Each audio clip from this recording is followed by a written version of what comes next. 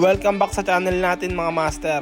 Ito nga pala yung view natin dito pag umaga sa transit house natin sa Baguio City. Lahat ng yan nang nakikita nyo mga master, hindi atin yan. De joke lang mga master, pero solid dito, grabe ang ganda. Parang ayoko nung umuwi ng Bataan mga master.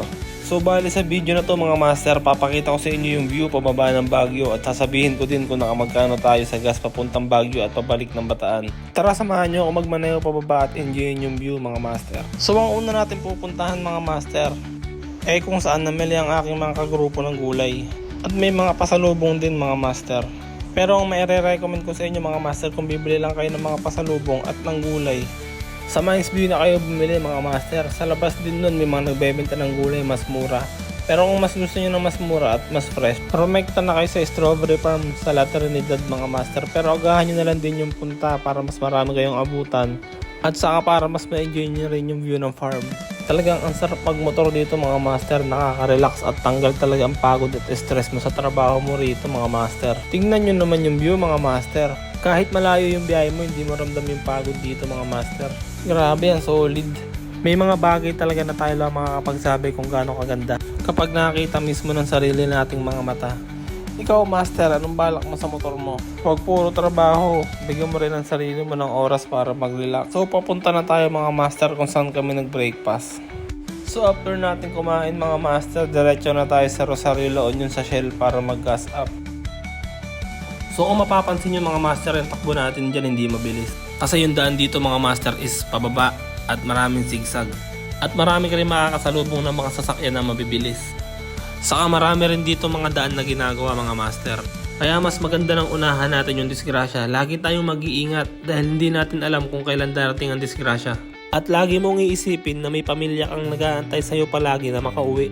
Sa pagmumotor, hindi ako eksperto. Hindi rin ako magaling at lalong-lalo nang hindi ako perfecto.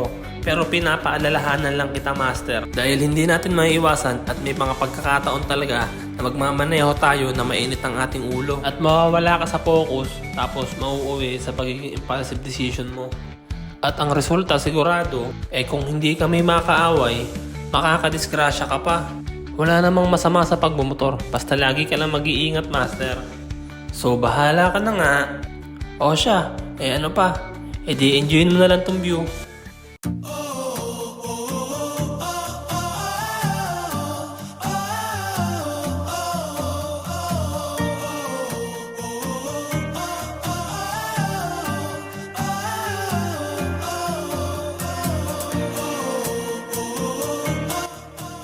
Magkano nga ba tayo sa gas?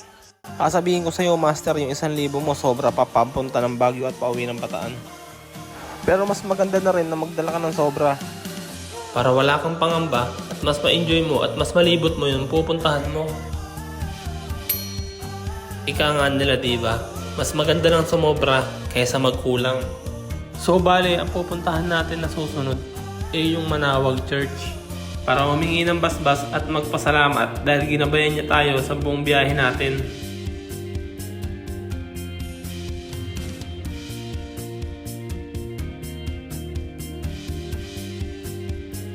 After nun mga master, diretso na rin tayo pa uwi. Bali ang dadaanan natin MacArthur Highway pa rin.